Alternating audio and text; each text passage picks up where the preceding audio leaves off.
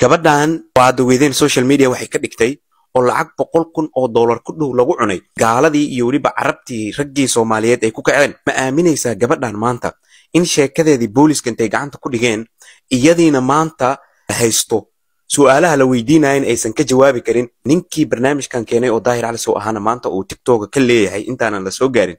aniga kiiska weyn kiiskana ii yaalabo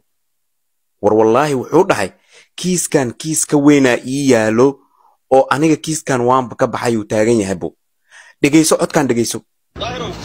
ma laga yaabaa inaad kiiskan waqti aad siisano aadan kiisas kale oo isaga ka weyn aadan meesha soo gelin oo kiiska dhib badan ayaa yaala su'aal baa qaba horta kiiska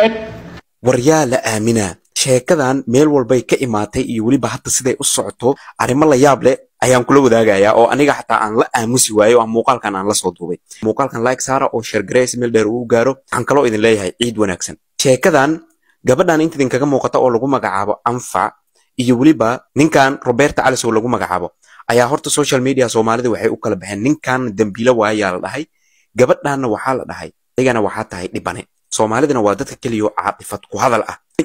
qofka hadii wax la dila xataa in wax la hubsado ayaa jirta horta waxaa jirta run been u eg ayaa jirto hadii qofka caadifad uu wax ku xukumane aan qaldan uu gaaraya gabadhan Soomaali badana u kacday mudaharaadyo badana loo sameeyay Soomaali Kenya meel walba mudaharaad looga dhigay arinteedana waxay ka kacdayba meel walba Soomaalidii iyo waliba gaaladii meel walba ayaa horta gabadhan dadkii oo dhan ay ku wada taageerayeen muuqaalkii la dhahayay oo aniga markaan arkay aan nahay wuxuu ahay muuqaal 2019 ahay ayaa la soo xaqiijiyay inuu ahay walibana ay ahaayeen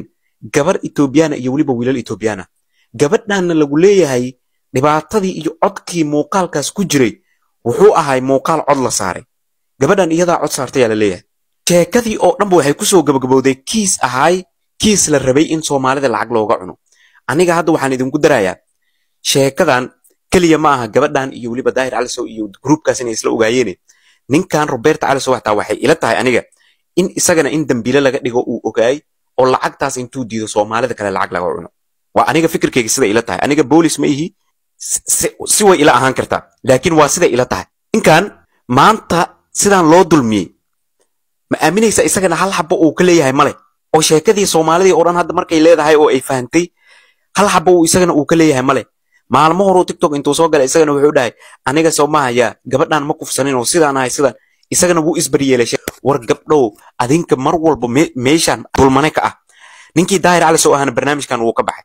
ninkan barnaamijkan wuu ka baxay gabadhan iyo booliskii ayaa hadda Nairobi iskula orday gabadhan si walba way u dulmantahay muuqaal 2019 ahay hadda gawaran inay ka dhaadhiciyeen in gabadhan madaxii laga xiro in gabadhan hada madaxii laga xiro in laga dhaadhiciyo ka war